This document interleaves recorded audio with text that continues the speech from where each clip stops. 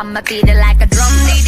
Whenever you want me, I need somebody who can love me at my worst.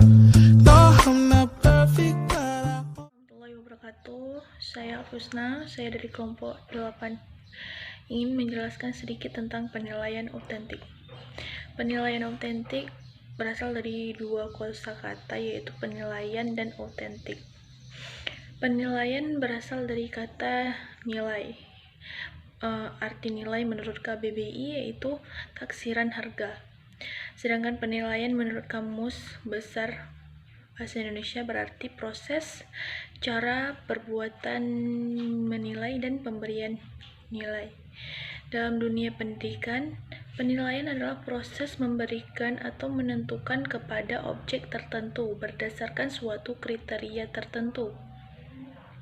Sedangkan autentik adalah keadaan yang sebenarnya. Keadaan di mana siswa dinilai berdasarkan kompetensi yang benar-benar dimiliki oleh siswa. Nah, jadi penilaian autentik merupakan penilaian yang mampu memfasilitasi siswanya untuk menggunakan kombinasi dari kompetensi, pengetahuan, keterampilan, dan sikap untuk mengaplikasikan sesuatu yang dibutuhkan dalam kehidupannya.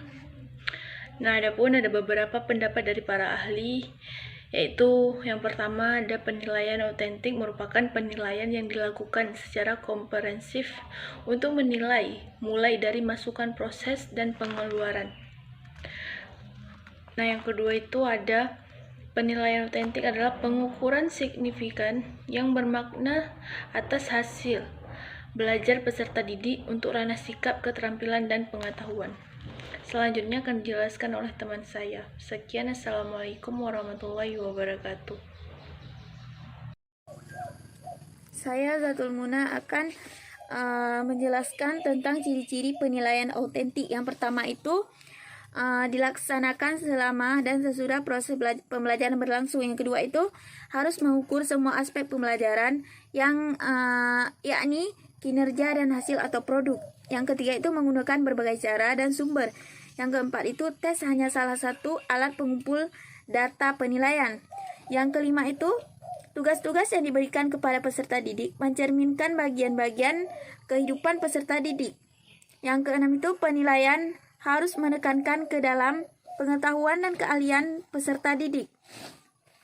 Selanjutnya itu ada kriteria guru dalam melakukan penilaian.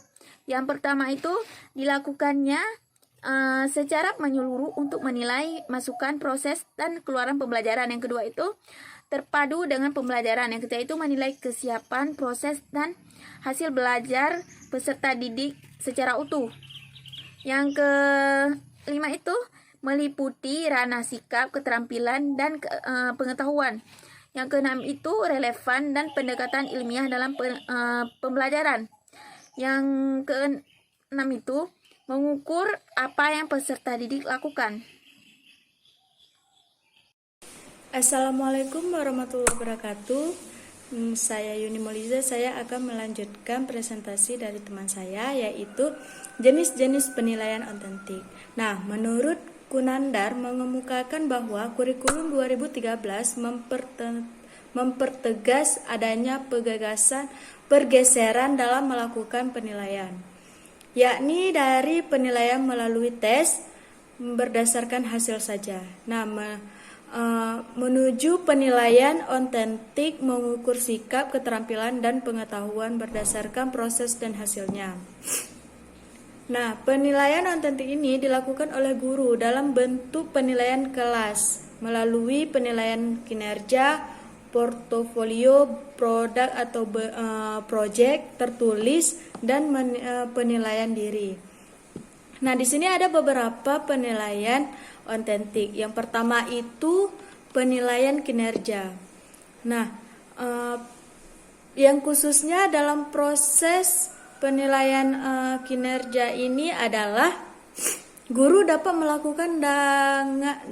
melakukannya dengan meminta para peserta didik menyebutkan unsur-unsur proyek atau tugas yang akan mereka gunakan untuk menentukan kriteria penyelesaiannya. Nah, di sini ada beberapa kriteria, yaitu daftar cek, catatan, anekdot atau narasi. Kemudian itu skala penilaian, memori atau ingatan. Nah, yang kedua itu proyek. Proyek ini adalah merupakan kegiatan penilaian terhadap tugas yang harus diselesaikan oleh peserta didik menurut periode atau waktu tertentu. Nah, di sini ada beberapa yang perlu kita perhatikan, yaitu guru, keterampilan peserta didik dalam memilih topik atau mencari dan mengumpulkan data. Kemudian kesesuaian atau relevansi materi pembelajaran dengan pengembangan sikap, keterampilan, dan pengetahuan yang dibutuhkan oleh peserta didik. Nah, yang terakhir itu keaslian sebuah proyek pembelajaran yang dikerjakan atau dihasilkan oleh peserta didik.